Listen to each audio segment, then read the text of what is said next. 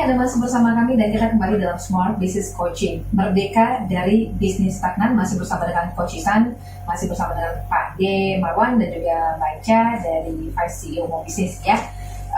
Coach Ihsan, tadi kita di break sempat ngomong juga ya, bagaimana para pebisnis ya atau para UMKM melihat kondisi ini. Sebenarnya seperti apa sih jenis-jenis orang menghadapi kondisi sekarang ini, Coach Ihsan? Ya, pebisnis yang bisa memperbaiki internal prosesnya, yang dia bertanggung jawab sebagai pimpinan dalam bisnisnya, dia harus memiliki visi tadi ya. Dengan tidak langsung dia ini menjadi visioner untuk bisnis dia sendiri, gitu. Nggak ada orang lain yang mau atau mengerjakan seperti apa visi mereka. Ya, mereka harus tanggung jawab untuk mengetahui visinya mereka. Ya, nah disinilah kita sebutnya sebagai visioner. Nah, kemudian ada orang yang ya udah pragmatis saja gitu. Ya udah so-so kita jalan bisnis saja, tinggal tunggu aja lah kebijakan pemerintah seperti apa, kondisi pandeminya akan berakhir seperti apa gitu. Yang lebih parahnya yang konservatif gitu. Ya tidak mau berubah ya, hanya menggunakan cara-cara lama. Jadi yang pragmatis tadi sudah mulai menggunakan atau belajar tentang online perlahan ya. Nah tapi yang konservatif nggak mau pindah ke online atau belajar ke online karena percaya bahwa bisnisnya ini punya lokasi yang strategis, jalannya rame ya, trafficnya rame gitu ya. Nah padahal dia nggak tahu market itu udah di ujung jari gitu ya. di handphone, maksudnya di smartphone itu semua, di sosial media itu market gitu. Nah sehingga bisnis apapun yang di pinggir jalan itu ngarapin pelanggan dari traffic yang lalu-lalang itu, sehingga itu akan challenging sekali gitu. Nah, dan ada orang yang sama sekali nih skeptis ya terhadap kondisi saat ini. Jadi ya udah tidak mau melakukan apapun. Kita pernah bahas di sesi selanjutnya, di segmen selanjutnya itu ada freezing gitu ya. Dia nggak buat apa-apa. Nah, saatnya lah sekarang yang tadi sudah mulai khawatir ya cara-cara lama nggak bisa dipakai lagi saat ini, mulai belajar ya. Mulailah mengetahui apa sih visi bisnis Anda, apa sih visi Anda sebagai pimpinan bisnis gitu, sebagai pemilik bisnis gitu. Lihat kondisi ke depan seperti yang Pak D tadi sampaikan, banyak perubahan yang terjadi di dunia ini. Ada dua teknologi yang dikembangkan sekarang. Yang pertama adalah automation gitu ya. Bagaimana AI ini dikembangkan terus gitu ya. Dan yang kedua ada namanya design thinking, Ini bagaimana pemikiran para pimpinan ya, manusia harus punya konteks berpikir yang oke gitu. Jadi di dalam coaching yang dilakukan, pebisnis itu terlatih menggunakan design thinking, ya. Dari mana design thinking ini bisa didapatkan? Dari metodologi yang coach ya, para coaches itu memilihkan untuk bisa menyelesaikan solusi-solusi yang dihadapi oleh pebisnisnya. Nah, walaupun nanti akhirnya pebisnisnya sendiri yang akhirnya menemukan solusinya gitu. Dari situ terjawab karena menggunakan design thinking tadi. Dan hanya membantu membongkar gitu ya. Membongkar dengan metodologi ya diberikan gitu ya, metodologi yang sesuai. Akhirnya si coach tadi, klien ya, pebisnis menemukan jawabannya sendiri gitu. Dan tentunya setelah itu harus diimplementasi. Nah itu yang membuat bagaimana yang konservatif naik ke pragmatis dan harus bisa menjadi visioner. Itu paling tinggi ya, visioner ya. Iya, sebenarnya di dalam di dalam kita mengkreasikan sebuah layanan dan produk ya, kita bisa menggunakan teknik ini gitu. Nah, dinamakan difusi inovasi. Kalau di internal, sebagai pebisnis harus menjadi inovatornya. Nah, jadi inovator menggagas idea, ya, membuat desain produk atau jasa, ya, dengan di coaching itu mudah menemukan karena dia bisa menginovasikan sebuah idea. Nah, kemudian bagaimana dia merekrut ya para influencer. Nah, menjadi early adopter dari produk atau jasanya dia. Nah, ini orang-orang yang dianggap sebagai visioner. Karena, artis itu atau tokoh itu sudah menggunakan produk atau jasa yang dibuat. Nah, jadi kemudian menggerakkan early majority yang disebut dengan berbagai varian orang ya, jenis ya, dari yang pragmatis, konservatif gitu.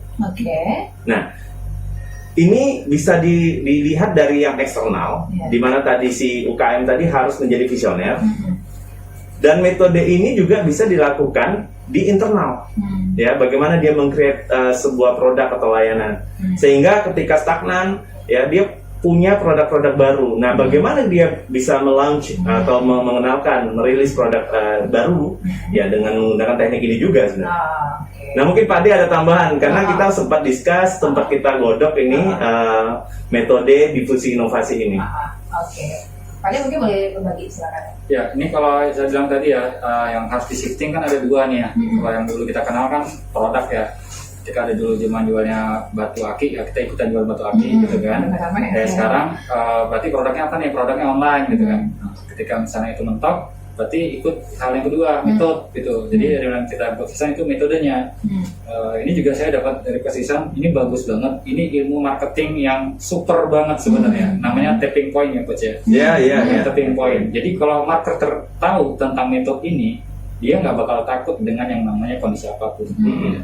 Jadi dia tahu formulanya bagaimana sebuah bisnis itu bisa jadi, kenapa sih waktu di launching itu bisa sangat laku keras, viral gitu kan. Itu pakai metode ini gitu.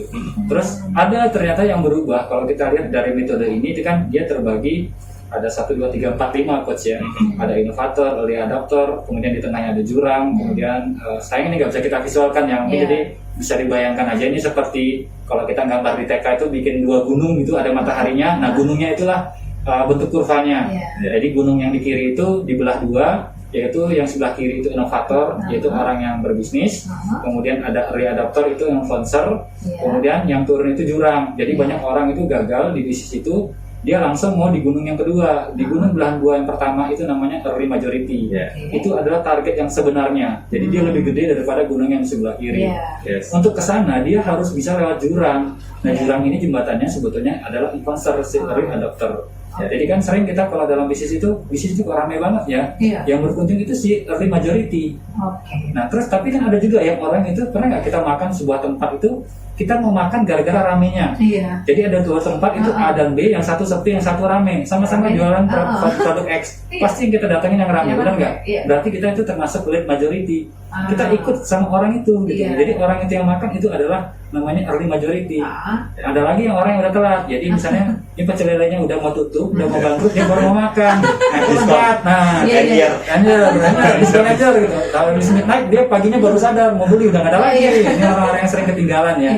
Nah, kalau kita menggunakan metode ini, sebetulnya kalau kita mau aspek religinya ya, influencer terbesar kita sebetulnya, kalau cerita tadi kemerdekaan, pertama adalah keyakinan, yakin bahwa kita itu istimewa dan kita kuat, dan yakin Tuhan itu bersama kita. Jadi influencer terbesar itu sebetulnya Tuhan. Itu pertama catatan dari saya. Jadi kondisi seperti COVID ini, kita harus pertama yakin, dan kita harus yakin bahwa Tuhan itu selalu bersama kita, dan dia pasti dikasih jalan keluar buat kita. Kalau kita nggak punya keyakinan itu, kita udah hilang segalanya, nggak bakal bisa bahagia.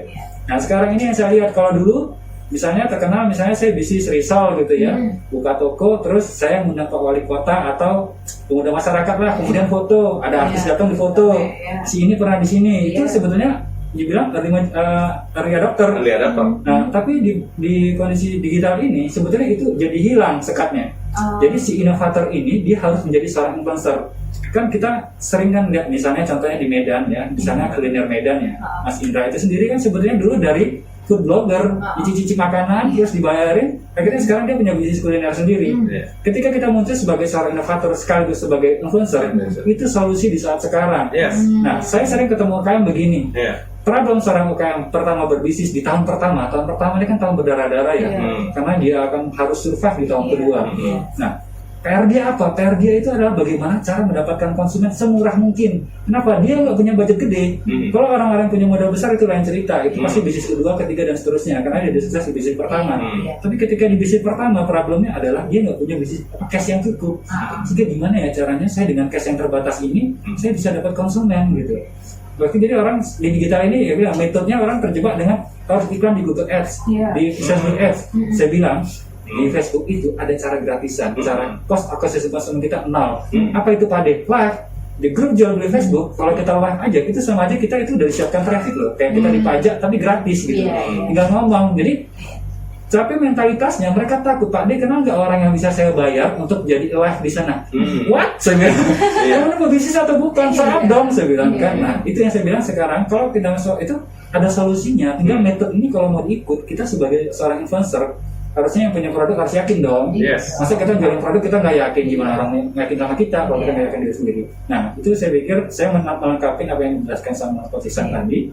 Ada perubahan di sana, itu ternyata sekat itu udah mulai cair gitu ya. Seorang inovator itu, seorang pebisnis itu ternyata harus muncul juga untuk personal brandingnya, agar produknya ini bisa masuk ke early majority. Kalau enggak, ya masuk jurang. Oke, serba bisa ya Coach ya. Iya. Makanya Coach selalu sampaikan ke mentees ya, teman-teman pebisnis pemula yang mereka harus menjadi PR dalam bisnis mereka, public relation gitu ya. Nah, kalau korporasi itu kan bisa meng-hire PR gitu ya. Nah, kalau udah startup gitu ya, ya nggak, iya dia semua harus jadi CEO dulu, Chief Everything Officer gitu ya. Tapi kalau PR aja nggak bisa lakukan, ya udah nggak usah bisnis gitu. Jadi kalau saya bilang sekarang analoginya begini, kalau yang doyan kartun ya, sekarang ini harus bisa dia kayak anime One Punch Man. Jadi dia kalau sekali pukul lawannya takluk. Itu sekarang harus kayak gitu tuh startup tuh. Kalau yang dulu tuh dia ibaratnya saya bilang kayak sensei ya, mukulnya banyak gitu baru bisa bertumbangan. Kalau One Punch Man nggak perlu, dia mukul sekali udah jatuh. Nah, sekarang berat dulu ya gitu ya. Benar-benar. Oke, kita masih ada satu segmen lagi Pak Ade, Coach dan Kak Ica mau ngomong nih nanti di segmen selanjutnya ya. Di segmen terakhir Kak Ica boleh kasih pendapatnya tentang topik kita sore hari ini. Kami break dulu, kami akan kembali untuk Anda di satu segmen terakhir. Usai jeda tetap bersama kami.